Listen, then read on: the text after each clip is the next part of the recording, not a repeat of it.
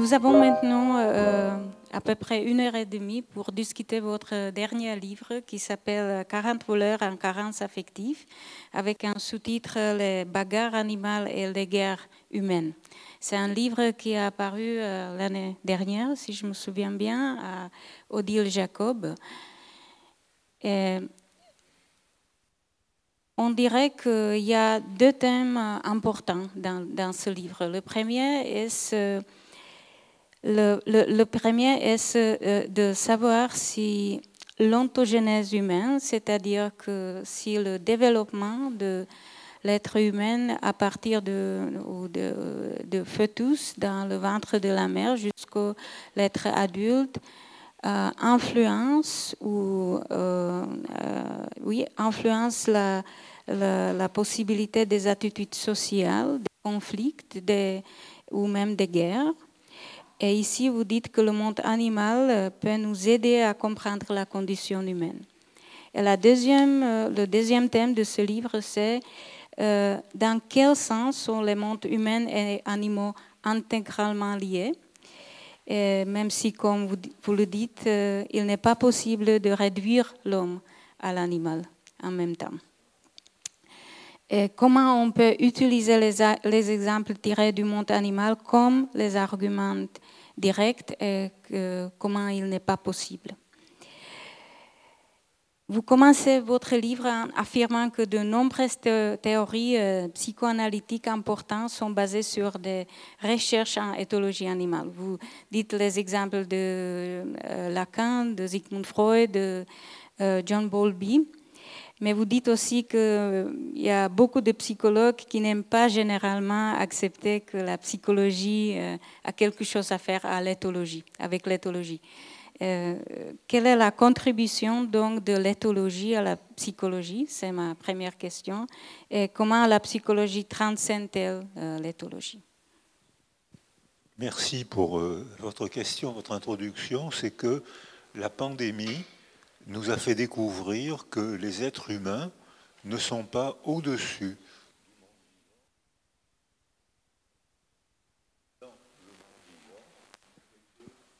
Et nous, on est dans le monde vivant et on a bien vu avec le virus que c'est nous, êtres humains, c'est notre civilisation qui a fabriqué le virus.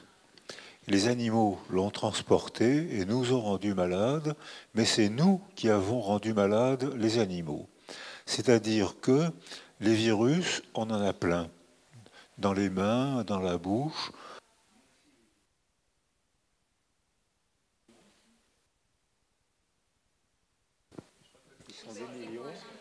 Ils sont des millions. Ils sont des millions. Et ils sont bénéfiques parce que les virus qu'on a dans l'intestin modifient la sécrétion des neuromédiateurs qui agissent sur notre cerveau. C'est-à-dire que les 2 principaux neuromédiateurs, c'est la dopamine qui nous donne le plaisir de l'action et la sérotonine qui nous donne le plaisir de la relation. C'est les virus qui nous permettent la synthèse dans le cerveau de ces 2 neuromédiateurs. Quand on donne trop d'antibiotiques, les virus sont détruits et on se demande pourquoi on est déprimé. On peut être déprimé pour des raisons relationnelles, pour des raisons sociales et pour des raisons biologiques. Or, les animaux nous montrent qu'il y a une unité du vivant. Il n'y a pas les animaux d'un côté, les êtres humains de l'autre. Ça, c'est Descartes qui nous a fait croire ça. Mais ne croyez pas Descartes. Hein. J'ai été invité au Japon où beaucoup de Japonais, des philosophes et des biologistes japonais me disaient la notion d'individu est une illusion de la pensée occidentale. Vous croyez que l'individu, en fait, l'individu est un carrefour de pression environnementale.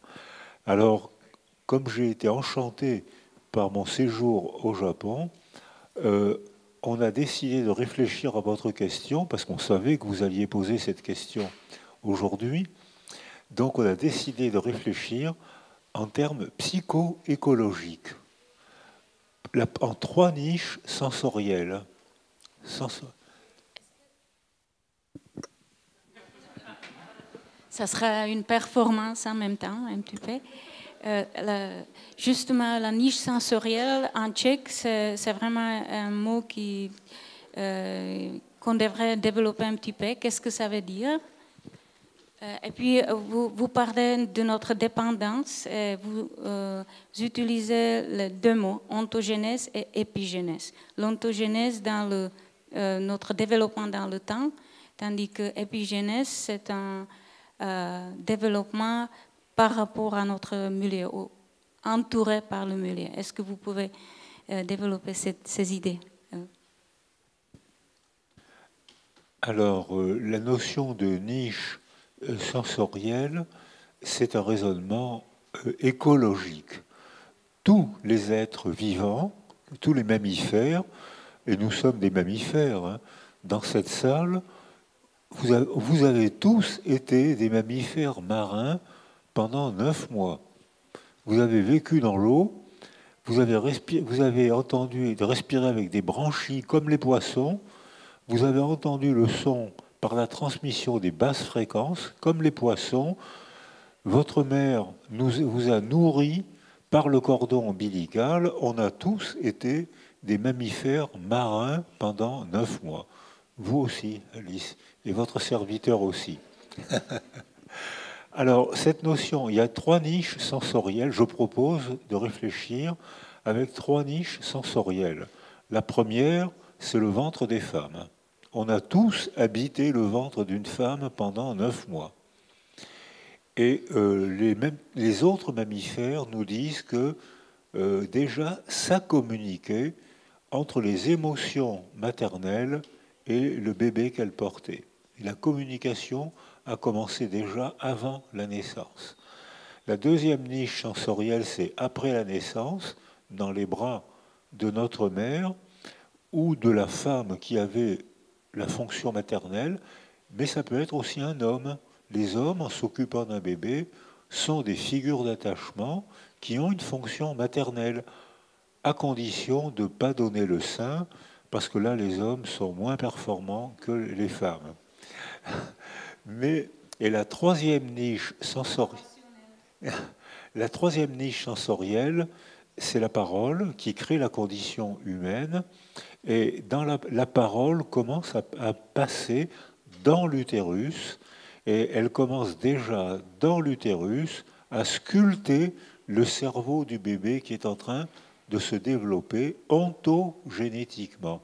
L'ontogenèse, c'est-à-dire c'est la manière dont un organisme, un chien, un poisson, un être humain, un organisme se développe sous l'effet des pressions du milieu. Ontogenèse. Alors que la phylogenèse, c'est la manière dont une bandelette ADN, l'acide désoxyribonucléique, la manière dont une bandelette s'exprime de manière 1000 fois différente selon la structure du milieu. Alors avec la phrase que je viens de prononcer, s'il y a des cartésiens dans la salle, ils vont tous faire une dépression aiguë parce que c'est le contraire de ce que nous propose Descartes. Le corps d'un côté, l'âme de l'autre, et là, on voit que les deux, ce que Freud qui est pas né loin d'ici, hein, c'est un voisin, Freud. Et Freud déjà était très intéressé par ces raisonnements éthologiques, l'étude des comportements des animaux, et ce que les animaux peuvent soulever comme question humaine. Plus j'étudie les animaux, plus je comprends la dimension humaine. C'est-à-dire que plus j'étudie les animaux, plus je comprends qu'on partage avec eux l'utérus, la biologie, les premières structures cérébrales, les anciens cerveaux, la sensorialité, mais qu'on ne partage pas avec eux le monde de la parole et surtout le monde des récits. Alors, c'est-à-dire que là, on crée on crée la dimension humaine. Avant de créer la condition humaine, on a tous 3 ans, les 1000 premiers jours, tous 3 ans, à vivre, à nous développer comme tous les mammifères. Aucun bébé ne parle le jour de sa naissance. Alors, est-ce que vous connaissez Rabelais ici? Vous connaissez Rabelais? Parce que alors Rabelais, c'est un Montpelliérain, c'est le sud de la France, hein. Mais aucun bébé, vous avez sûrement remarqué que aucun bébé ne parle le jour de la naissance. Le seul bébé qui a parlé le jour de sa naissance, c'est Pantagruel, qui, à peine né, s'est écrié à boire, je veux du bon vin. Mais à part Pantagruel, les bébés attendent la 3e année pour parler. Pourquoi? Parce qu'il faut qu'avant la parole, les prérequis de la parole se mettent en place, et ces prérequis sont neurologiques, biologiques, sensoriels, et là on débarque dans le monde des mots et de l'artifice, et là on débarque dans l'épigenèse. Alors là où, juste une phrase pour dire que là où Descartes, c'est complètement, il ne pouvait pas savoir, hein. Il avait le corps d'un côté, l'âme de l'autre, parce que c'était la culture chrétienne, la culture dualiste de l'époque, et que donc il a voulu plaire au curé. Mais en fait, on se rend compte maintenant que ce que Freud appelait l'âme, le monde du dedans, interagit avec le développement du cerveau, et que le cerveau sélectionne des informations et que les mots qu'on emploie servent à éclairer le monde. C'est-à-dire que les mots désignent, éclairent des segments de monde. Et les récits, à ce moment-là, si on y croit, on est soumis aux récits qu'on invente. Et là, il peut y avoir des merveilles, le théâtre, le cinéma, la littérature, la philosophie, des merveilles créées par le monde des mots et le monde des récits, et il peut y avoir des horreurs, le délire logique créé par des récits. Vous constaterez qu'aujourd'hui, la réapparition des guerres sur la planète sont pratiquement toutes des guerres de croyances. Et là, il n'y a pas d'argumentation, il n'y a pas de philosophie. On ne peut pas argumenter. Une croyance, on ne peut pas l'argumenter. Et là, on voit que la plupart des guerres sont des... Avant, c'était déjà le cas. Les guerres de religion, les guerres idéologiques, les guerres économiques et même parfois les guerres scientifiques. Et maintenant, on voit réapparaître sur la planète des guerres de croyances où il n'y a pas d'argumentation rationnelle puisque c'est des croyances. Mais ce que vous dites, c'est que les premières 1000 jours de la vie sont très importants pour développer les capacités.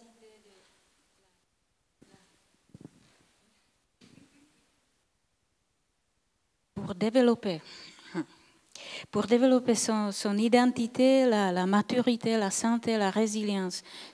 Donc, vous parlez du milieu sécurisant ou un milieu qui ne sécure pas le bébé. Et après, les capacités sociales sont vraiment différentes. Donc, on va jusqu'à la capacité de vivre dans la démocratie ou non. Est-ce que vous êtes d'accord? Et comment on pourrait décrire ce développement qui accepte l'altérité? Alors oui, c'est exactement ça. Dès la science se développe avec des niches sensorielles correctes, le ventre des femmes, le corps des femmes, à condition que la mère ne soit pas isolée, parce que si la mère est l'isolement est une agression neurologique. Et ça, c'est pas une vue de l'esprit, parce que maintenant, avec la neuroimagerie, on photographie, on dose, on observe comment l'isolement sensoriel altère le cerveau, surtout chez les enfants, chez les personnes âgées et chez tout le monde, mais surtout chez les petits, parce que le bouillonnement des neurones chez les enfants est stupéfiant. Isoler un bébé, c'est abîmer son cerveau. Et ce n'est pas une vue de l'esprit, parce que quand on fait une neuroimagerie à un bébé qui a été isolé. Souvent, c'est par accident. Parfois, c'est parce que la mère est malade. Souvent parce qu'il y a la guerre. Souvent parce qu'il y a un délire idéologique, comme par exemple chez Ceausescu en Roumanie, a isolé presque 200 000 enfants.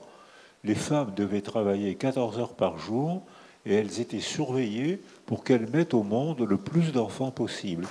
Et il n'y avait rien pour s'occuper des enfants. Donc les enfants étaient mis non pas dans des orphelinats, mais dans des mouroirs que j'ai vus. Et ces enfants, comme il n'y avait pas d'altérité, la seule altérité, c'était leur corps. Alors ils se balançaient, ils tordaient, ils s'auto-agressaient, il n'y avait pas d'altérité. Quand on a fait des scanners à ces enfants, presque 200 000 enfants, quand on a fait des scanners presque à ces 200 000 enfants, ils avaient tous une atrophie des 2 lobes préfrontaux, qui est le lobe neurologique qui permet l'anticipation, mais il n'y avait pas d'anticipation possible, il n'y avait pas d'autre. À qui parler, à qui tendre les bras, qui regarder, il n'y avait pas d'altérité. Donc il n'y avait pas, le lobe préfrontal n'était pas stimulé, donc on voit sans difficulté que les 2 lobes préfrontaux sont atrophiés. Et le système limbique, l'anneau limbique, à la face interne des 2 hémisphères, qui est le socle neurologique de la mémoire, était atrophié aussi. Il n'y a pas d'altérité, il n'y a rien à mettre en mémoire. Pas de cadeaux, pas de sourires, pas d'événements, pas de mots, rien à mettre en mémoire. Les 2 systèmes limbiques, il y avait un trou, un sillon, comme un trou à la place. Et une des fonctions du lobe préfrontal, c'est d'inhiber une grappe de raisin qui est à la face interne du cerveau. S'il y a des médecins dans la salle ou des biologistes, c'est une grappe de raisin, le thalamus, et une des fonctions du lobe préfrontal, c'est d'inhiber la fonction du thalamus. Comme le lobe préfrontal est atrophié par carence relationnelle, le lobe préfrontal est atrophié, donc il ne peut plus inhiber le thalamus, qui est hyper réactif, 10 fois plus gros.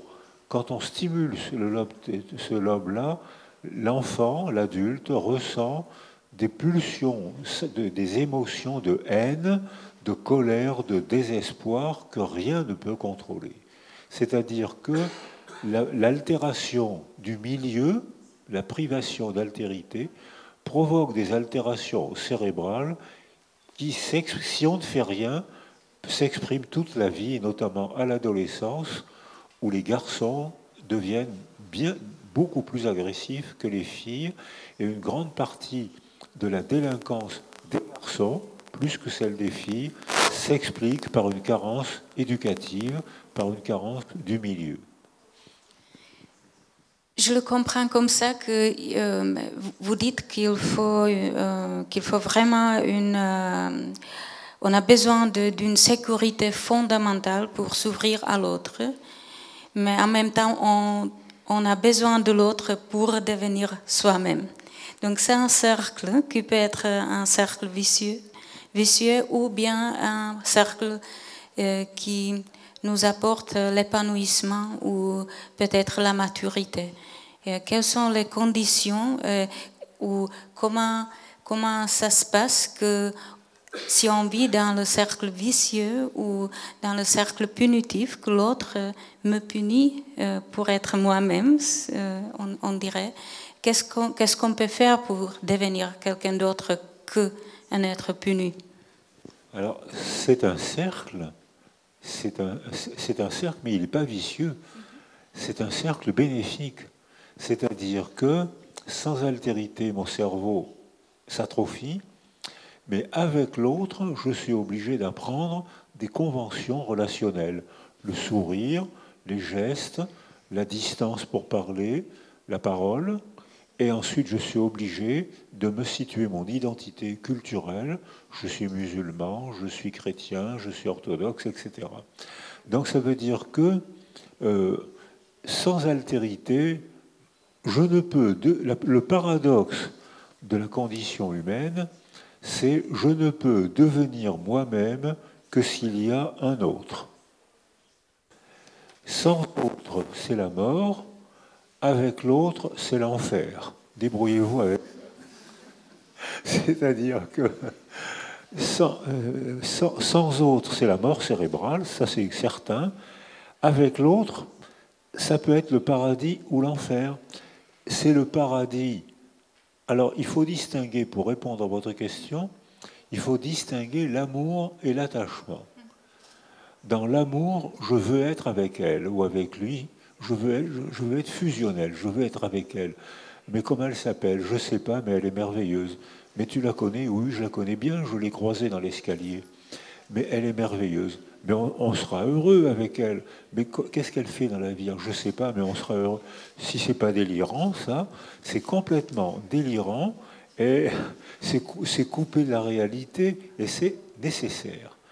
Et l'attachement, c'est j'ai besoin d'une base de sécurité, ma mère, une autre femme, mon foyer, un homme qui peut servir de base de sécurité pour explorer le monde, pour la quitter. C'est-à-dire que dans l'amour, je ne pense qu'à elle, je veux n'être qu'avec elle, alors que dans l'attachement, la fonction maternelle ou la fonction paternelle, c'est pas la même, mais j'ai besoin d'elle pour devenir moi-même et accéder à l'autonomie. C'est-à-dire que notre développement, notre ontogenèse, a prévu que sans figure maternelle, je ne peux pas me développer, mais que quand j'ai ma figure maternelle, j'ai besoin de moments d'autonomie. Et il y en a deux, c'est l'âge du non, c'est-à-dire au cours de la 3e année schématiquement, tous les enfants s'opposent à la loi maternelle. Viens, mon chéri, on va aller voir grand-mère, habille-toi, et le chéri, hop, il s'enfuit, il va se cacher sous la table ou dans un placard, et c'est le premier conflit entre les générations. Je t'ai dit que quand on est en retard, on va rater le train, tu vas nous faire rater le train. Et pram, alors, je t'ai dit de ne pas te cacher quand je te demande de partir. Et paf, dans le monde de l'enfance, et je suis fier, je peux m'opposer à la loi maternelle, elle me dit de venir, je peux m'y opposer, je suis fier de moi, et la mère, elle n'est pas du tout d'accord, tu vas nous faire rater le train, je t'ai déjà dit de ne pas te cacher quand on veut partir. Et puis surtout, le deuxième grand moment d'autonomie, c'est l'adolescence. Il n'y a pas d'adolescence chez les animaux, il y a une puberté. Les hormones déclenchent un comportement sexuel, mais ce n'est pas une adolescence. Et chez nous, êtres humains, on a la puberté, on est des mammifères, et on a l'adolescence, qui est un processus psychoculturel. Il n'y a d'adolescence que dans les pays riches et cultivés. Dans les pays pauvres, il n'y a pas d'adolescence. Les femmes, les grandes filles sont engrossées dès que leur corps le permet, et les petits garçons sont envoyés au fond des mines ou engagés dans les armées dès que leur corps leur permet. J'ai travaillé au Congo et j'ai vu en Colombie des enfants soldats, dès qu'ils peuvent tenir une kalachnikov, ils sont engagés. Et les filles, dès que leur corps peut porter un bébé, elles sont engagées aussi. Il n'y a d'adolescence que s'il y a une culture. Et alors là, on a le processus biologique et le processus psychoculturel. Qui vais-je devenir? Quel métier je vais apprendre? Quelle place je vais prendre dans ma société? Et ça, c'est culturel et ça n'est plus du tout biologique. Alors, je suis très content de ma réponse, mais j'ai oublié votre question. Je voudrais bien revenir à ma question que je mémorise, et c'est la situation où l'enfant n'est pas isolé, mais il, disons, vit dans une relation traumatisante ou plutôt sadiste ou dans une relation qui ne lui donne pas la possibilité de développer l'autonomie. Qu'est-ce qu'on peut faire comme un adulte en ayant cette enfance qui était plutôt une enfance traumatisante pour trahir le traumatisme qui est dans mon corps et quand le corps était la base de mon identité et de mon âme. Oui, alors Alice a dit la base de mon identité. Mais je ne peux devenir moi-même que s'il y a une altérité. Donc c'est le paradoxe. C'est vrai aussi pour beaucoup de mammifères. Hein. Un chien isolé n'a que des activités auto-centrées, comme un enfant isolé. Comme après, si alors, les chiens qui vivent ou les animaux qui vivent à notre contact apprennent plusieurs centaines de nos mots, c'est-à-dire qu'ils sont cultivés, ils comprennent. Les vétérinaires avec qui je travaille disent que les chiens qui vivent avec nous comprennent 200 à 300 mots. C'est suffisant pour faire une carrière politique. Et mon chien envisage de se présenter aux futures prochaines présidentielles dans 3 ans. Il a des chances d'être nommé. 300 mots, c'est trop pour faire une carrière politique. Mais mon chien est il est trop intelligent. donc mais ils comprennent. Donc ils ont accès aux symboles. Le mot est mis là pour représenter quelque chose qui n'est pas là. Nous, c'est la fonction de la parole, c'est la fonction des gestes, c'est la fonction des décorations. C'est nous, êtres humains, on symbolise avec tout ce qu'on peut. On symbolise avec nos mots, bien sûr, avec nos décorations. On symbolise aussi avec nos poils. Hein, vous avez les poils d'extrême gauche et il y a eu les poils d'extrême droite. C'est-à-dire que, et on voit le nombre de dictateurs qui se laissent pousser la moustache sous le nez, c'est stupéfiant. Donc ça veut dire quelque chose. Moi, dictateur d'extrême droite, je vais faire comme quelqu'un que j'admire beaucoup, je vais me laisser pousser les poils sous le nez. Méfiez-vous des hommes à petite moustache. Hein. C'est-à-dire, mais alors que les poils d'extrême gauche, c'est Marx, c'est l'Amérique du Sud, alors là on se laisse pousser les barbes. Et ça veut dire qu'on dit quelque chose avec nos poils. On fait parler nos poils. On leur fait dire quelque chose. On fait parler nos vêtements, on fait parler nos gestes, on fait parler nos bijoux. Nous, êtres humains, les animaux un peu, mais nous, énormément. La condition humaine, c'est l'artifice. Alors ça veut dire que dès l'instant où on vit dans un monde humain, on crée et on croit, on habite ce qu'on a créé, on croit ce qu'on crée. Et là, on peut créer des merveilles ou des horreurs. On peut créer des merveilles, je le disais tout à l'heure, c'est la fonction du théâtre chez les Grecs. Hein. Alors ça, Alice a fait un livre en co-auteur que j'ai donné à ma fille, tellement il est stimulant, pour montre que le théâtre est une fonction démocratique. C'est-à-dire que les comédiens doivent jouer sur scène les problèmes de la cité. Et on a vu, après la Deuxième Guerre mondiale, notamment après la Shoah, on dit Shoah oui, ça s'utilise. Oui. Après la Shoah, qui a été un crime, il y a eu d'autres génocides, hein, mais la Shoah est un crime stupéfiant que seuls les êtres humains peuvent faire parce qu'ils inventent des raisons de tuer tout un peuple dont le seul crime est d'être là. Pas d'autre crime. Et là, on peut habiter un récit criminel et tuer 6 millions de personnes sans aucune culpabilité. Alors, autre exemple de délire logique, c'est l'esclavage. Quand j'ai été invité en Martinique, on m'a montré des archives commerciales, puisque l'esclavage était un commerce. Il fallait attraper des hommes et des femmes noirs et les réduire en esclavage par la violence, par la terreur, par les armes, par la société. Et on m'a montré une archive où des commerçants disaient il ne faut pas supprimer l'esclavage parce que si on supprime l'esclavage, le prix du sucre va augmenter. Ce qui était logique. C'est vrai. Donc pour que le prix du sucre n'augmente pas, on a détruit un continent, on a détruit des tas de centaines de cultures, Et on a rendu malheureux des dizaines de millions de personnes qui ont transmis leur malheur à travers plusieurs générations. Tout ça pour que le prix du sucre n'augmente pas. C'est délirant. Et c'est logique, et c'est complètement des fous, c'est complètement délirant. Conclusion, il n'est pas nécessaire d'être fou pour être délirant. Vous avez des tas de commerçants qui font ça très bien.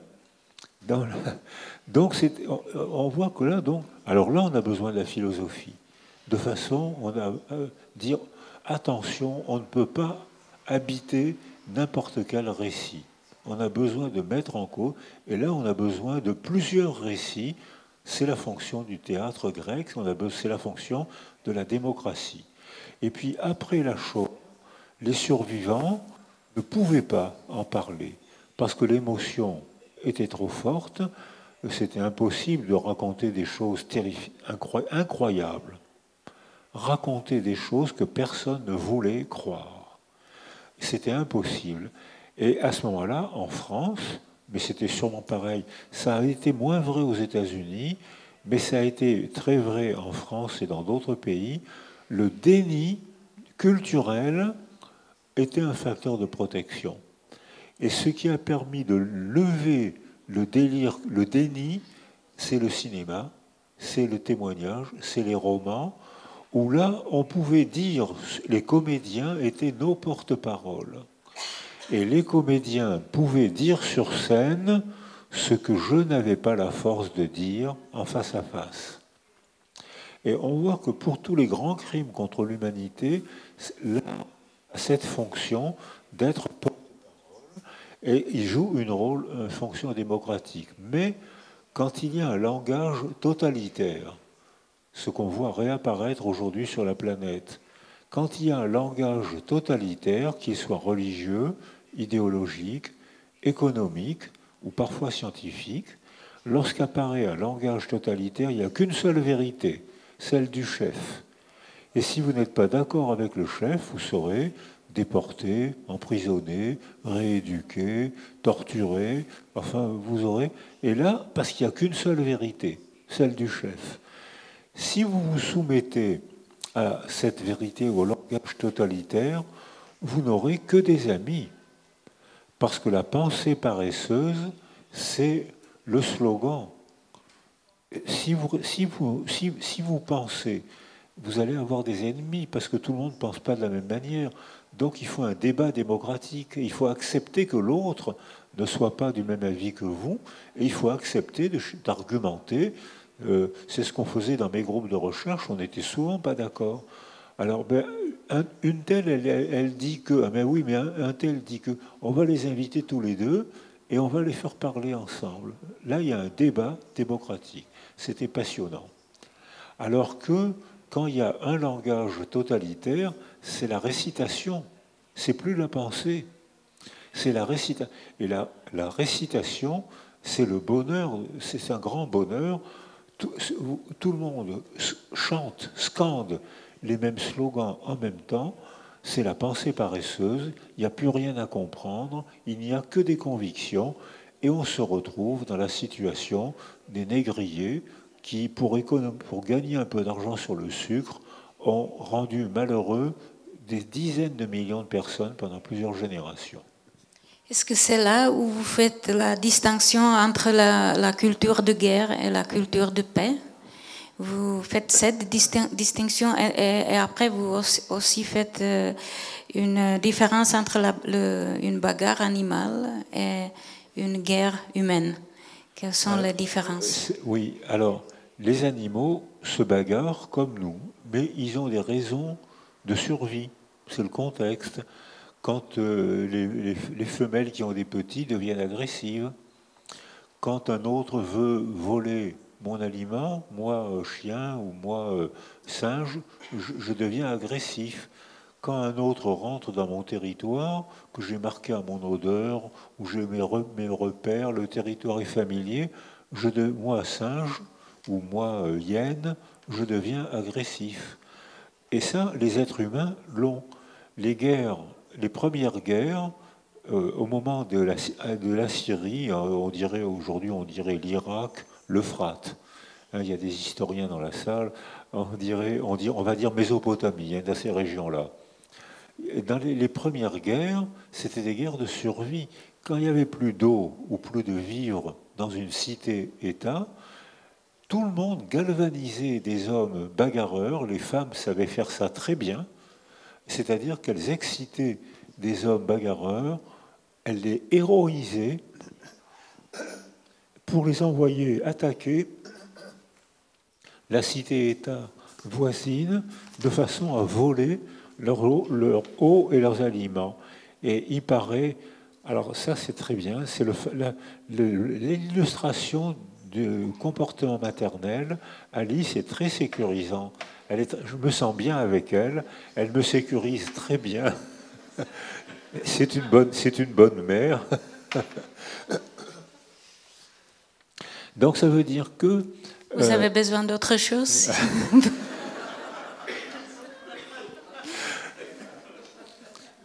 Donc ces guerres c'était des guerres de survie. Et je croyais que je ne suis pas historien, mais j'aime beaucoup les livres d'histoire.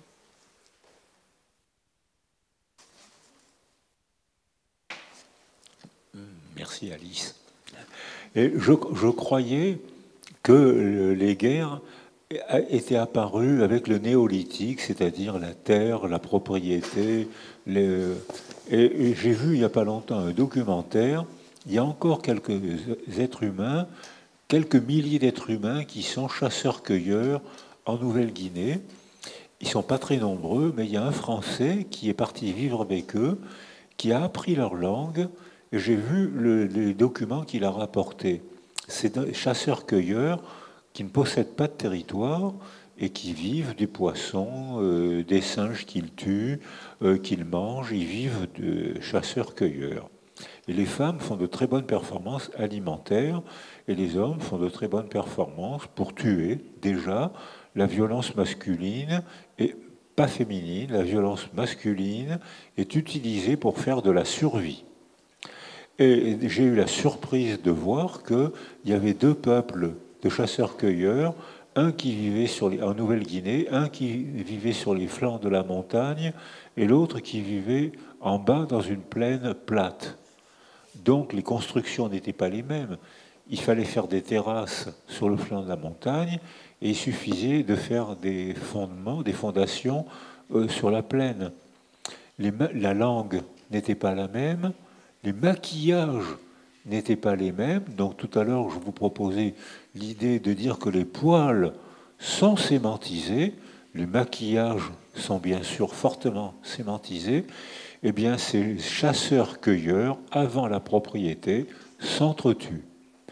Et les raisons de s'entretuer, c'est qu'ils n'ont pas la même langue, ils n'ont pas les mêmes techniques pour fabriquer des cabanes, et surtout, ils n'ont pas les mêmes maquillages. Ça mérite la mort, ça mérite la guerre. Et j'ai eu des relations amicales avec Serge Moscovici. Je ne sais pas si c'est un psychosociologue, et il avait fait une expérience que je cite souvent. Il demande à des étudiants de venir. Et il y a deux boîtes, une boîte avec des pastilles jaunes et une boîte avec des pastilles bleues.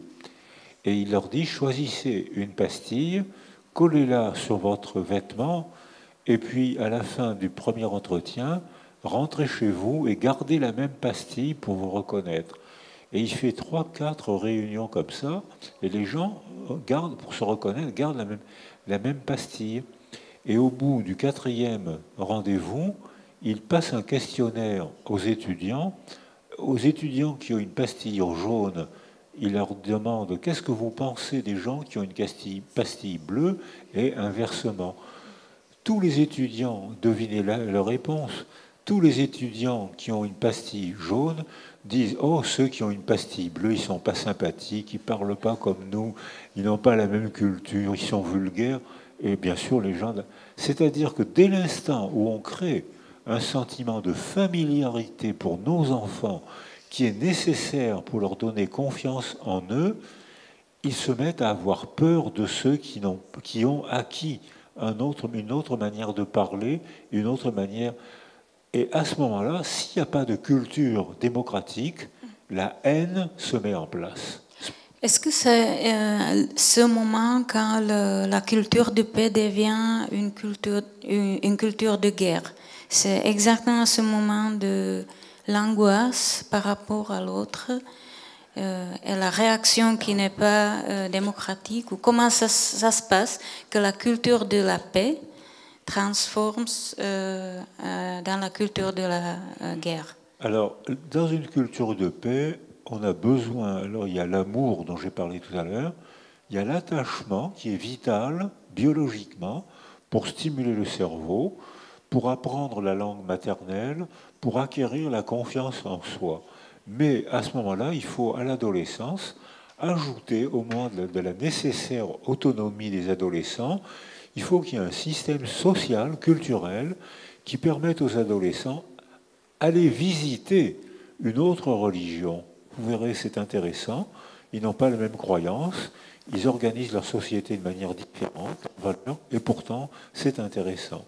Aller visiter une autre culture, ils n'ont pas les mêmes objets, ils n'ont pas la même technique, et à ce moment-là, la culture de paix devient un enrichissement, et la démocratie devient en même temps l'autre qui a une autre religion, qui a une autre culture. Il m'amuse, il m'intéresse, parfois il m'irrite, il n'a pas mes valeurs, il m'irrite, mais c'est lui, c'est elle. Je dois vivre avec elle et je dois chercher. Ça, c'est la culture de paix qui est en conflit fréquent parce que j'ai peur de celui, de celle qui ne pense pas comme moi. J'ai peur. Mais dès l'instant où la culture me permet de chercher à le comprendre, j'ai moins peur. Au contraire, je suis même enrichi, je suis étonné, parfois irrité, alors que dans un langage totalitaire, il n'y a qu'une seule vérité, et ça débouche toujours sur la haine. Et j'ai eu la chance de côtoyer et de travailler avec René Girard. Et René Girard est un anthropologue qui se dit lui-même anthropologue chrétien. Et il analyse ce qu'il appelle les phénomènes du bouc émissaire. Quand un groupe social est anxieux, la pauvreté, la sécheresse, la déshydratation qui nous attend, la sécheresse, la désorganisation sociale, la peur, dès l'instant où un groupe social est en difficulté, il se rassure par le phénomène du bouc émissaire. Il y a toujours un sauveur qui dit à ce peuple en difficulté, « Croyez-moi, je sais d'où vient le mal. Le mal, c'est l'étranger, le juif, la sorcière. Il suffit de chasser l'étranger, il suffit d'éliminer les juifs, il suffit de brûler quelques milliers de sorcières, c'est les femmes, elles ont un pouvoir extraordinaire. Elles nous bouleversent et elles mettent au monde, elles sont capables de mettre au monde des hommes vivants. C'est des faits. Si on est bien, ce sont des faits. Si on n'est pas bien, ce sont des sorcières. Mais quand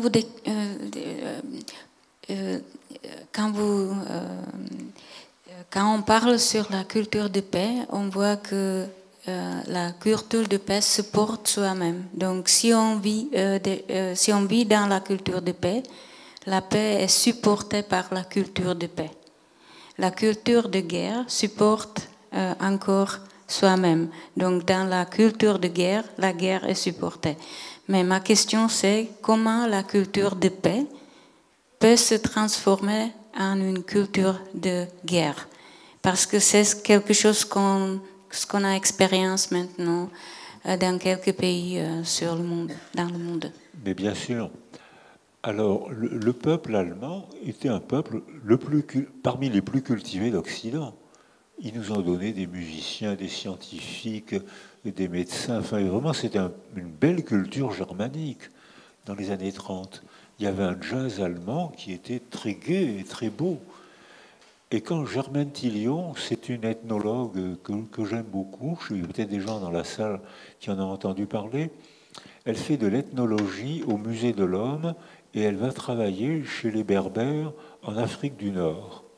Et en revenant, elle passe à Francfort et elle rencontre des amis allemands. Et c'était en 1929.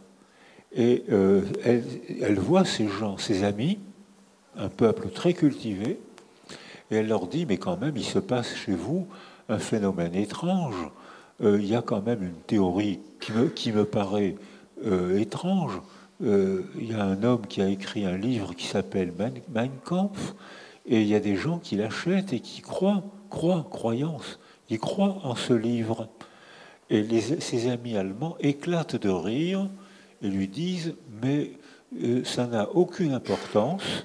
Le parti nazi, en 1929, a 2,9% de croyants. Regarde cette théorie comme elle est idiote, elle ne peut pas marcher.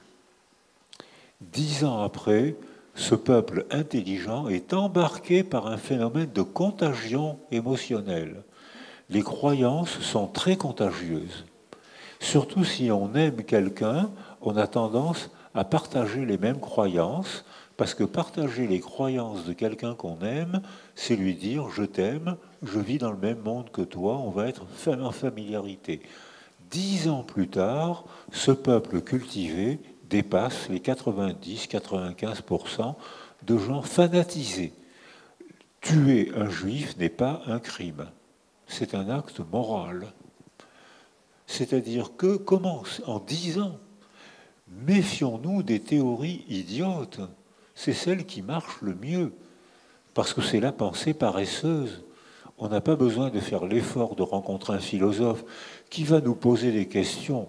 Les philosophes sont des poseurs de questions terrifiantes. On n'a pas besoin de lire des scientifiques qui, eux aussi, ont des phénomènes de croyance. Il y a des croyances scientifiques qui se transmettent. Peut-être pas en mathématiques, mais en biologie, il y a des tas de croyances délirantes qui n'ont pas été confirmées. Et même encore aujourd'hui, un très grand nombre de publications scientifiques couronnées par des prix Nobel non seulement ne sont pas vérifiées, c'est-à-dire que la science aussi peut se transformer en croyance. Alors, donc, on a besoin de théâtre pour débattre, on a besoin de scènes de théâtre, c'est les congrès, alors que si on veut prendre le pouvoir, on a intérêt à s'inscrire dans un langage totalitaire. Si vous entrez dans un petit groupe avec une revue, avec un parti politique, pour se répartir, pour organiser le système, la croyance scientifique comme un parti politique. Je suis en train de citer Karl Popper à propos de la psychanalyse, c'est-à-dire si vous organisez votre croyance comme un parti politique, vous n'aurez pas beaucoup d'efforts à faire, vous aurez seulement des textes de base à apprendre par cœur, et si vous les récitez, vous n'aurez que des amis et vous aurez une promotion universitaire. Alors que si vous inventez autre chose, si vous contestez, vous perdrez vos amis et vous n'aurez pas de promotion universitaire. Ça a l'air que la cultivation émotionnelle est plus importante que la cultivation de la rationalité dans l'espace public. Ou... Et bien voilà, c'est exactement ça. C'est-à-dire que la contagion des émotions est telle que... alors ça, on a fait des expérimentations qui montrent que les gens voient ce qu'ils croient et non pas forcément ce qui est. D'abord parce que le réel, on ne sait pas ce que c'est. Qu'est-ce que c'est le réel? C'est tellement multi. Il faut inventer un autre mot que multi. Il y a tellement de conditions de réel que déjà, ce qu'on appelle le réel, c'est déjà une réduction, c'est déjà une extraction de certaines informations que notre système nerveux extrait du magma des informations, et c'est ce qu'on appelle le réel. C'est déjà une construction neurologique. En plus, les mots et les récits donnent à voir. Et si un récit donne à voir quelque chose, on va voir ce qu'on croit. Et on a fait une expérience en neuroimagerie. Il y a des gens, c'est Lion Ruff qui a fait cette expérience. aux États-Unis actuellement, il y a un problème douloureux avec le racisme anti-noir. Parce que beaucoup de Blancs ont peur des Noirs. Donc il y a un récit qui dit les Noirs sont des violeurs. Il y a un récit qui dit et les Noirs sont plus forts que nous, on a peur des Noirs. Donc dès que ces hommes, au moment, alors la neuroimagerie c'est pas dangereux, hein. On met une casserole autour de la tête, on envoie des ondes et on voit pas ce qu'on pense, mais on voit les zones cérébrales qui travaillent. Et là, quand quelqu'un qui est raciste a peur des Noirs, on lui montre un film où il n'y a que des Noirs. Et qu'est-ce qu'on voit en neuroimagerie? La zone du thalamus qui déclenche des émotions de haine, de peur, d'angoisse et de colère, cette zone-là passe au rouge. La croyance a activé la zone cérébrale de la haine, de la peur et du désespoir. Croire quelque chose, c'est agir sur son cerveau. Et ces gens-là ont des convictions. Ces convictions sont provoquées par une représentation verbale coupée du réel, qui n'a plus besoin du réel. C'est la définition du délire. Des privatifs lira le sillon sur le sol. Il n'est pas nécessaire d'être fou pour délirer, il n'est pas nécessaire d'être psychotique. Je crois qu'il y a beaucoup d'hommes politiques qui sont des délirants, et vous avez voté pour eux, ça vous est arrivé de voter pour des hommes délirants. Je l'ai fait sûrement moi aussi. C'est-à-dire qu'on est embarqué, la croyance est plus forte que la perception du réel, qui est déjà un travail, qui est déjà une réduction, qui est déjà une représentation à laquelle on croit. Donc, comme vous l'avez dit, la croyance est supérieure à la rationalité. En revanche, vous mentionnez aussi souvent que l'histoire personnelle peut rendre une personne si sensible à un problème particulier parce qu'il a souffert quelque chose ou elle a souffert quelque chose de terrible, qu'elle consacre sa vie à l'explorer et à résoudre ce problème. Donc, qu'est-ce qui a permis à ces personnes de ne pas rester des victimes de leur milieu ou des victimes de leurs problèmes? Et à la place, ils donnent leur possible de résoudre ce problème. Qu'est-ce que c'est cette activité dans l'individu?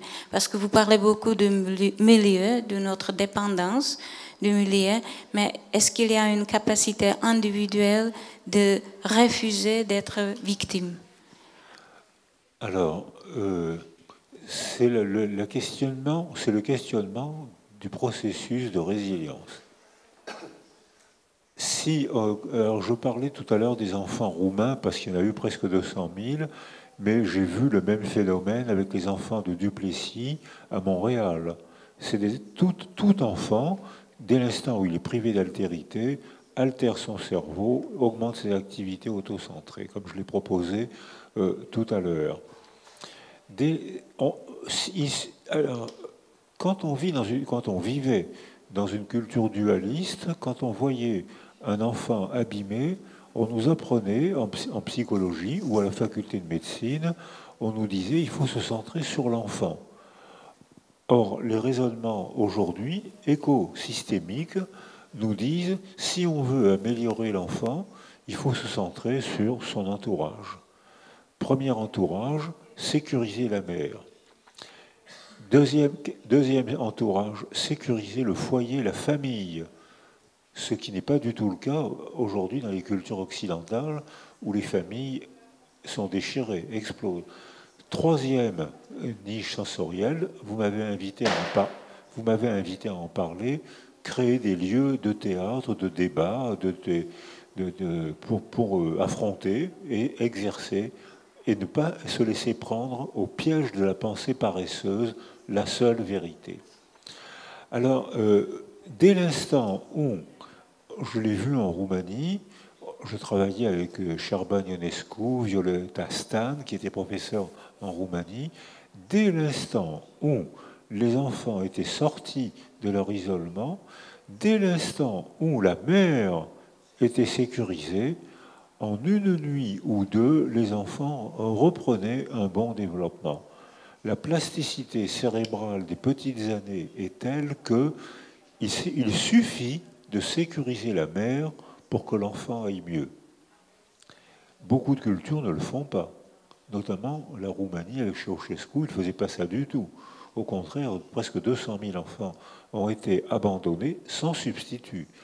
Les Roumains ont rattrapé 100 000 enfants, plus ou moins bien, et ils n'en ont pas rattrapé 80 ou 90 000, qui, eux, on les a laissés seuls pour des raisons idéologiques, pour des raisons économiques.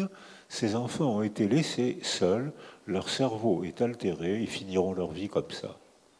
Mais 100 000 ont été récupérés, et comme le disent actuellement deux Américains qui travaillent, qui font des neuroimageries, et quand j'ai travaillé avec Shaul Harel à Tel Aviv, il avait fait une population de 170 femmes enceintes, israéliennes et palestiniennes, qui consultaient dans les mêmes hôpitaux.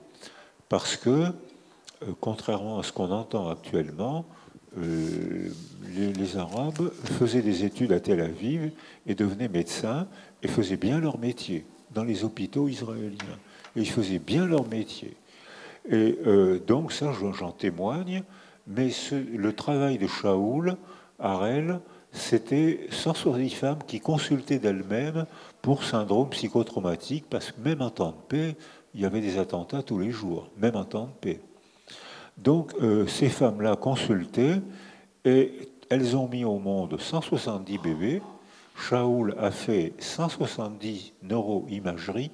Tous ces bébés avaient les altérations cérébrales dont je vous ai parlé tout à l'heure, atrophie bifrontale, atrophie limbique, hypertrophie de l'amygdale du rhinocéphale. Leur cerveau était altéré, non pas par la mère, par le malheur de la mère. Qu'est-ce qui peut provoquer le malheur d'une femme enceinte? La précarité sociale, la violence conjugale et bien sûr la guerre. Donc aujourd'hui, je connais pas. Aujourd'hui, on connaît les travaux. Il commence à y avoir des travaux en Ukraine, et on voit que les bébés ukrainiens qui arrivent au monde aujourd'hui sont déjà très altérés. C'est-à-dire en 2 ans. C'est-à-dire que les niches sensorielles sont tellement délabrées que les femmes qui mettent au monde des bébés aujourd'hui mettent au monde beaucoup de bébés déjà handicapés. C'est résiliable si la guerre s'arrête et si on propose à ces enfants des niches sensorielles, comme je l'ai vu à Tel Aviv, où j'ai fait les électroencéphalogrammes de ces enfants une nuit ou deux après que la mère ait été sécurisée. L'électroencéphalogramme de l'enfant redevenait normal en une nuit ou deux, parce que la mère sécurisée devenait sécurisante pour son bébé. Et le bébé avait autour de lui tout ce dont il a besoin pour se développer. Donc ça, c'est un raisonnement que Descartes ne pouvait pas faire. C'est-à-dire qu'il fallait ce qu'ont fait les psychologues palestiniens et israéliens qui travaillaient ensemble, et ce dont je tiens à témoigner, parce que ce n'est pas du tout ce qui est dit actuellement. Et donc, ils travaillaient ensemble. En une nuit ou deux, le bébé recommençait la reconstruction de son cerveau. Donc, c'est beaucoup plus plastique que ce qu'on croit, à condition que, ayant pris conscience de cette plasticité cérébrale, nos décideurs politiques acceptent de réorganiser les 3 niches, ce qui est parfois le cas dans certains pays, mais vous voyez bien qu'actuellement, il y a un très grand nombre de dictateurs qui ont été élus démocratiquement parce que les gens sont anxieux. Et quand les gens sont anxieux, ils se laissent escroquer par un sauveur qui leur dit « Moi, je sais d'où vient le mal, c'est l'étranger, les sorcières, les juifs, etc. » Merci beaucoup. Peut-être c'est le temps de vous donner l'occasion de poser des questions à Boris Cyrulnik. Je me permets de rebondir peut-être sur ce que vous venez de dire, que sécuriser la mère aide le développement du bébé. Nous voyons ici, parmi par exemple les réfugiés ukrainiens, beaucoup d'adolescents qui sont particulièrement en fait touchés par leur situation. Or, qu'est-ce que veut dire alors sécuriser la mère ou sécuriser leur situation, dans la mesure où l'adolescence est quand même différente de l'état d'un bébé dont vous parlez là? À l'adolescence, il ne veut plus être sécurisé par sa mère.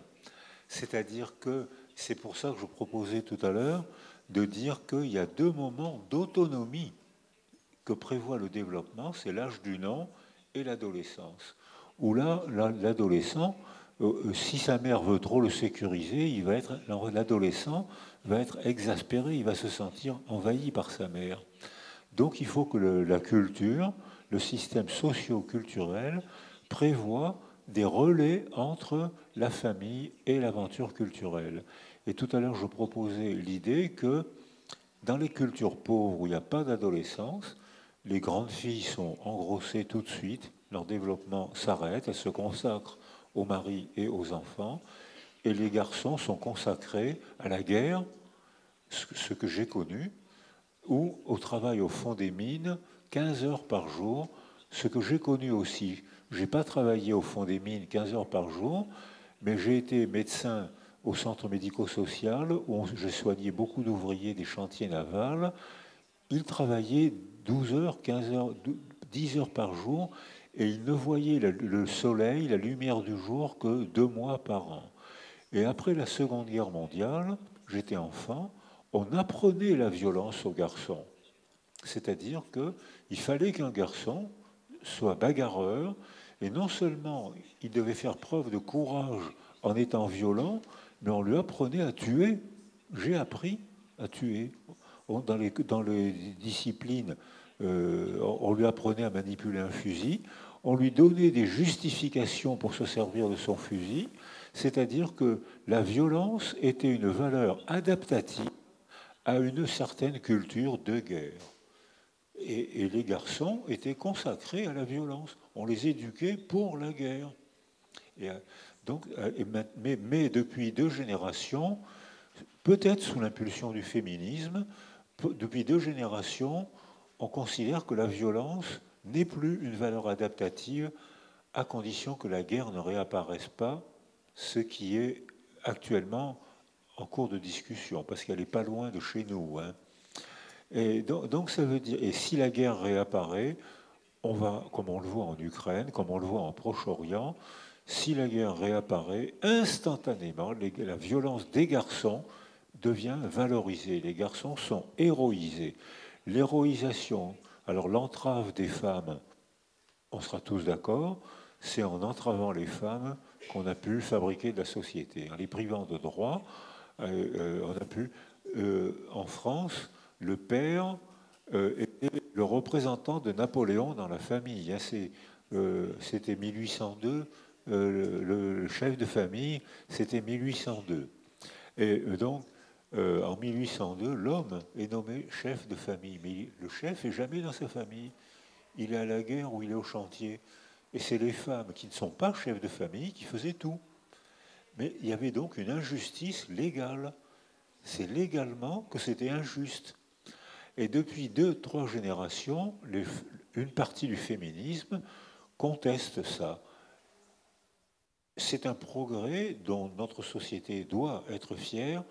Est-ce que c'est un progrès durable? Si la violence revient, on voit par exemple dans l'ontogenèse des petits garçons et dans l'ontogenèse des filles, c'est pas du tout la même. Dans les crèches, avant la parole, 5% des petits garçons cassent, mordent et brutalisent, contre moins de 1% des filles. Pourquoi les garçons 10 fois plus que les filles? On voit que sous la sécrétion des hormones, la violence des petits garçons croît comme celle des filles jusqu'à la puberté. Mais les garçons sont 8 à 10 fois plus violents que les filles. Pourquoi? Et après la puberté, la violence n'est plus un plaisir. Et si on demande à un homme âgé d'être violent, il va moins se laisser entraîner. Il va, sauf s'il est fanatisé. Et s'il n'est pas fanatisé, si l'éducation, l'art, le théâtre, la philosophie, tout ce qu'on lui apprenne à raisonner, il sera plus difficile à fanatiser. Mais le fanatisme est euphorisant. On est convaincu d'avoir raison. Le fanatisme est presque une drogue. Et la mort qu'on donne ou la mort qu'on reçoit est une forme d'érotisme. Et on voit dans les cultures où les garçons, plus que les filles, sont fanatisés, ils tuent ou sont tués en souriant. Alors donc là, il y a une inégalité d'ontogenèse entre les garçons et les filles.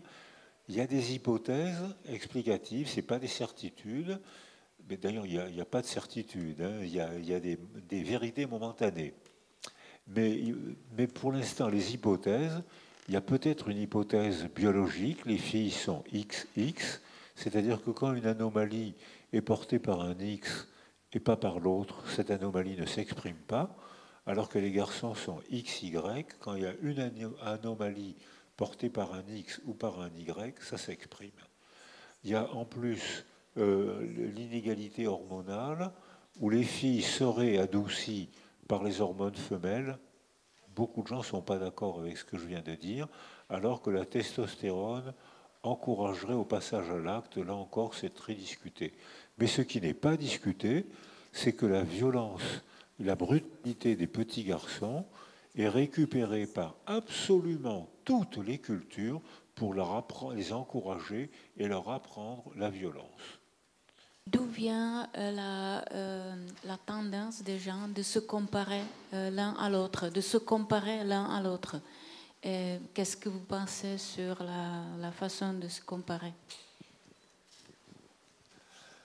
Alors, on prend conscience en se comparant. S'il n'y avait, dans les cultures où il n'y a qu'une seule vérité, la pensée est complètement engourdie. C'est plus la peine de penser, il suffit de réciter. Philosophiquement, supposez qu'on vive dans un univers où tout serait bleu. On ne pourrait pas prendre conscience du bleu. Pour que le concept de bleu nous vienne en conscience, il faut qu'il y ait une autre couleur que le bleu. Je prends conscience que je suis un garçon s'il y a des filles. S'il n'y avait que des garçons, je ne prendrais pas conscience que je suis un garçon, et inversement. Donc on a besoin de comparer, mais comparer, c'est pas dire je suis comme les filles, ou comparer, c'est juste pour prendre conscience. Et ensuite, il faut élaborer. Et c'est pour ça que les langages totalitaires sont mortifères, génèrent la fin de la pensée paresseuse génère la mort de la pensée, parce que on n'est plus entraîné au désaccord, on n'est plus entraîné à la surprise, on est entraîné à la récitation du même dans un langage totalitaire, tout est bleu. Et quand on répète les mêmes idées, on répète les mêmes idées, on répète les mêmes idées, c'est plus une idée, c'est un ronron. On peut traduire ronron, c'est un ronron. On peut traduire un ronronnement, comme les... En tchèque, on ne peut pas traduire ronron. C'est toujours la même chose. C'est-à-dire que c'est plus stimulant. C'est toujours c'est tagada, tagada, soin de soin. On peut dire ça en tchèque, non?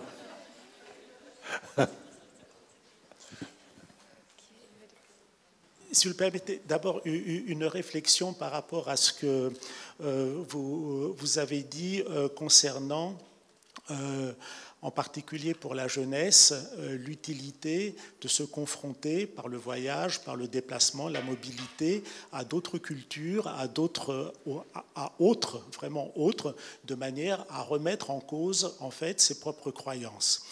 Or, permettez-moi d'être assez sceptique en vous entendant, parce que actuellement, on constate, à la lumière en particulier des derniers événements politiques, que c'est parmi la jeunesse que l'on retrouve les croyances les plus ancrées, en particulier les croyances identitaires, alors qu'en même temps, les possibilités de mobilité, je pense à Erasmus+, mais à autre chose également, n'ont jamais été aussi grandes et autant pratiquées. Donc il y a là comme une contradiction, c'est-à-dire comme si on allait chez autrui pour se conforter en fait, dans ses propres croyances et voire préjugés par rapport à d'autres cultures. Ça, c'est une réflexion. Ensuite, j'ai une question qui s'adresse à vous, professeur, et à vous aussi, professeur. Dans quelle mesure les neurosciences, bon, dans leur acception la plus large, peuvent rendre compte de ce que nous observons actuellement aussi dans le champ politique, que ce soit en France, parce que c'est l'actualité brûlante, mais également sur le continent européen en entier, mais également ailleurs aux États-Unis. À savoir cette montée, ce paroxysme en fait, de violence, d'émotions, dont la violence, et qui, en fait, alors qu'on était dans des environnements, je dirais, démocratiques pour faire simple, mais en tout cas qui étaient censés parer justement à ces éruptions. Est-ce que les ressources des neurosciences, dans leur développement les plus récents, peuvent rendre compte de cette contagion émotionnelle que vous avez évoquée tout à l'heure? Merci. Je suis désolé, monsieur le directeur, mais on va être d'accord. On va être d'accord parce que ce que vous constatez, c'est un constat que je partage. Mais les jeunes actuellement échappent de plus en plus à la culture des parents pour se soumettre de plus en plus à la culture des écrans, où là, on voit se faire les phénomènes de bande. Et les phénomènes, alors les rumeurs ont toujours existé, mais il fallait plusieurs mois, plusieurs années pour déclencher une rumeur, comme par exemple chez le peuple cultivé allemand, il a fallu 10 ans pour déclencher une rumeur qui a tué 60 millions de morts. 60 millions de personnes ont été tuées par la théorie la plus conne du monde chez le peuple le plus intelligent et le plus cultivé. Alors là, mais il a fallu 10 ans. Actuellement, vous avez un phénomène de croyance qui se déclenche en quelques secondes. On l'a vu à Paris, où en quelques secondes, des milliers de gens arrivaient galvanisés, convaincus que ce qu'ils avaient vu sur l'ordinateur ou sur l'écran était plus vrai que ce qu'on leur enseignait. Ils échappent à la culture, et là, malheureusement, je suis d'accord avec vous, c'est que là, il y a un phénomène qui échappe à la culture. On voit réapparaître les phénomènes de clan. Maintenant, je suis d'accord aussi, je suis désolé, mais je suis encore d'accord avec vous pour le deuxième, la réapparition de la violence chez les jeunes, alors que les parents n'ont jamais été autant consacrés, jamais autant dévoués, et actuellement, on voit que les jeunes sont, les garçons, les filles s'y mettent aussi, mais moins que les garçons, mais la violence féminine est en train d'augmenter aussi. C'est-à-dire qu'en France, il y a une professeure de médecine légale qui évalue les filles délinquantes. Il y en a de plus en plus. Il y en a beaucoup moins que des garçons, mais il y en a de plus en plus. Et la courbe des filles délinquantes, même délinquantes physiques, elles agressent les dames âgées, elles raquettent les petits garçons, et maintenant elles se mettent en bande pour rentrer dans les maisons et pour voler. Donc les filles sont moins violentes que les hommes, mais la courbe de violence féminine augmente. Et c'est en relation avec le rapport qu'on a remis à Macron il y a en 2021 sur les 1000 premiers jours. Les 1000 premiers jours, c'est-à-dire les 3 niches sensorielles dont j'ai parlé tout à l'heure, elles sont désorganisées. Les femmes enceintes sont de plus en plus stressées. Aux États-Unis, le stress des femmes enceintes est un véritable problème. Les bébés qu'elles mettent au monde sont sursauteurs et sont presque autant altérés que les bébés israéliens et palestiniens dont les mères consultées pour syndrome psychotraumatique. Aux États-Unis, actuellement, le pays le plus riche du monde, ce n'est pas le pays du plus grand bien-être du monde. L'espérance de vie américaine est en train de plonger, surtout celle des femmes. les bébés américains sont devenus inconsolables. C'est-à-dire que quand ils ont une frayeur avant, quand un bébé a été bien entouré par sa mère ou par la grand-mère ou par la grande sœur ou par le père ou par le foyer qui existait il n'y a pas longtemps encore, le bébé, on le calmait d'un mot.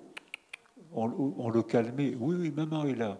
Où beaucoup d'enfants disaient, ne ferme pas la porte pour qu'ils entendent, pour qu'ils voient un peu de lumière et pour qu'ils entendent la télévision, pour qu'ils entendent les parents parler dans la pièce à côté. Ça leur suffisait. Oui, maman est là. Ça leur suffisait. Aujourd'hui, ça ne leur suffit plus. Aux États-Unis, ça ne leur suffit plus. On les prend dans les bras. Brazelton, qui est un professeur de pédiatrie américain que j'ai rencontré, Brazelton dit que ces bébés ne sont plus consolables. Ils sursautent et crient tout le temps, et la mère ne suffit plus à les consoler. Parce qu'ils sont speedés. On peut dire, comment on dit speedés en tchèque? Ça va trop vite, il y a trop d'informations, il y a trop de bruit. On crie, on parle. Les Américains hurlent quand ils parlent, on les entend à 50 mètres. C'est-à-dire, ça va trop vite, la voiture va trop vite, la télévision est tout le temps allumée. Il n'y a pas de répit, il n'y a pas de moment de repos. Les femmes sont surstimulées. Il n'y a jamais eu autant de dépression périnatale en France, aux États-Unis, dans le monde occidental. Il n'y a jamais eu autant de dépression périnatale aujourd'hui où les femmes n'ont jamais eu autant de possibilités de se développer qu'aujourd'hui. C'est-à-dire que là, il y a une rupture d'ontogenèse dont Alice m'a invité à parler tout à l'heure. Il y a une ontogenèse féminine quelque chose ne se met plus en place. Et on a besoin, les femmes comme les hommes, comme les bébés, comme tout le monde, on a besoin d'être stimulés et d'avoir un repos. Ces cadences-là, naturelles, ne sont plus respectées. Et on voit que dans les pays, la cartographie des burn-out, comme disent les jeunes, ils anglicisent tout maintenant. Moi, quand j'étais gamin, on disait les dépressions d'épuisement. Maintenant, on dit burn-out. Ça fait... Or, dans les dépressions d'épuisement, c'est l'Occident. Les femmes sont entravées en Asie, sauf à l'école où elles font des performances stupéfiantes, mais elles sont surstimulées. En Afrique, elles sont moins entravées, mais elles sont encore bien entravées, mais elles ne sont pas surstimulées. Il y a des fêtes au village, il y a des répits, il y a surtout des groupes de femmes et d'hommes. La fonction du père en Afrique, c'est tous les hommes du côté de la mère sont pères, c'est-à-dire qu'ils ne sont pas amants. L'amant et le père, en Afrique, ce n'est pas la même chose.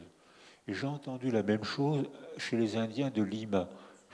Tout à l'heure, quelqu'un m'a dit, j'ai été à Lima, la petite indienne qui me servait d'interprète me disait que les Indiens de Lima considèrent aussi que l'amant n'est pas forcément le père et que le père n'est systématiquement pas l'amant.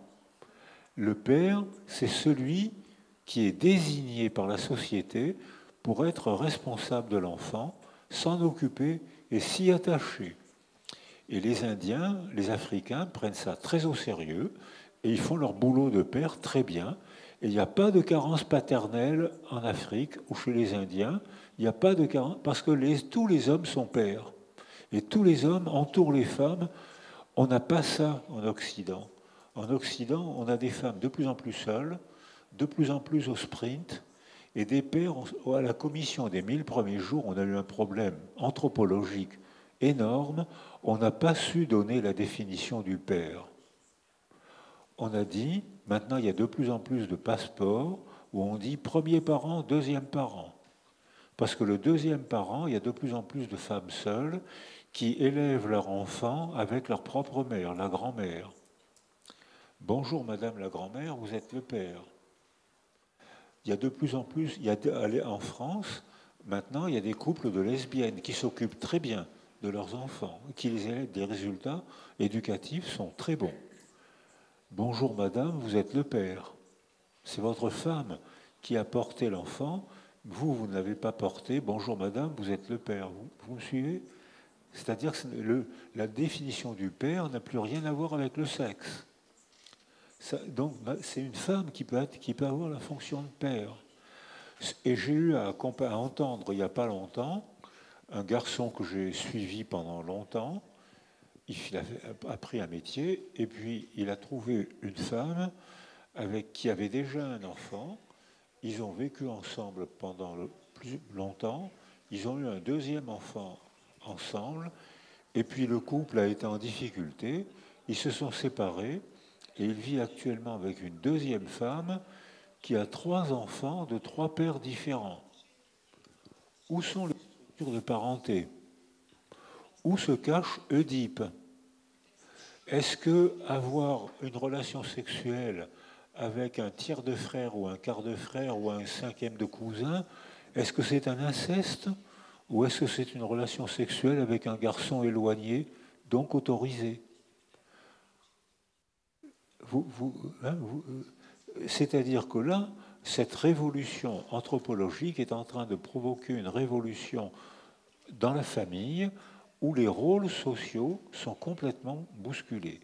Donc ça peut être c'est un épanouissement dans une culture qui privilégie le développement de la personne, où les femmes font des performances de plus en plus grandes.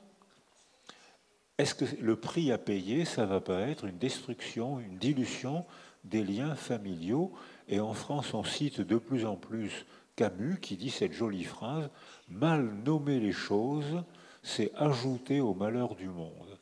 On ne peut plus nommer Oedipe, on n'a pas pu nommer le père, et il a fallu mettre dans les papiers premier parent, deuxième parent, et il y a des passeports maintenant qui ont supprimé mère, père, et qui disent premier parent, deuxième parent. Merci beaucoup. On a parlé déjà pendant 1h30, donc je pense qu'on va encore une fois vous dire merci beaucoup pour arriver après.